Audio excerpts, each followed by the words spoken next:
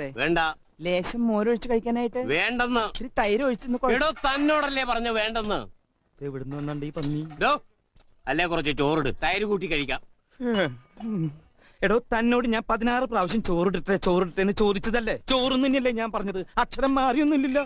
എനിക്ക് എപ്പോഴും ഇങ്ങനെ കുമ്പിടാൻ പറ്റില്ല. പഴയ ജിംനാസിയ. താൻ എന്താ വേഷം കെട്ടെടുക്ക?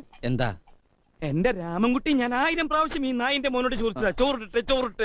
അപ്പൊ അവന്റെ അമ്മയുടെ വീടിന്റെ തൊട്ടടുത്ത് തന്നെ എന്റെ വീട്. എന്നിട്ട് അവൻ എന്നോട് ഇങ്ങനെ പെരുമാറണേ. ചേട്ടാ കുറച്ച് ചോറ് തൊട്ടപ്പുറത്തെ അലേനെടുത്ത് കഴിക്കടാ. ഓരോരുത്തന്മാര് വയറ് വാടകയ്ക്ക് വന്നിരിക്കുക.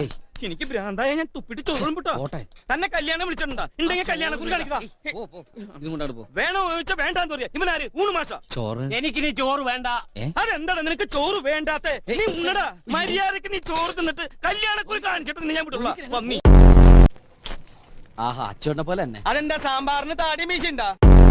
കൂടുതൽ ഇളക്കല്ലേ? ഇളക്കണ്ടെങ്കിൽ വേണ്ട, ഞാൻ പോവാ. താനെങ്ങനെ പോണേ? അപ്പൊ എന്തിനാ ഇളക്കല്ലേ എന്ന് പറയണേ? ഇളക്കല്ലേ എന്ന് പറഞ്ഞാൽ ഇളക്കാനാണ്. എന്നാ പിന്നെ അത് പറ.